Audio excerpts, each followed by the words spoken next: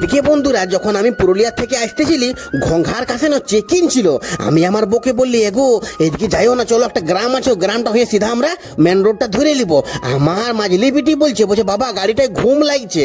দেখো আমি এখন আমার বিটিকে ঠান্ডা জল দিলি, মুখটা ধুয়ে নিল।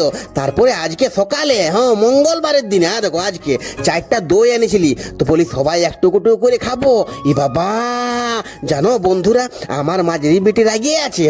আমার ছোট বিটিটা কেন একটা ড্রেস অর্ডার করে দিয়েছি অনলাইন থেকে, এত সুন্দর লাগছে না বন্ধুরা যে কি বলবো। দেখছো এই তো ছোট বিটিটা।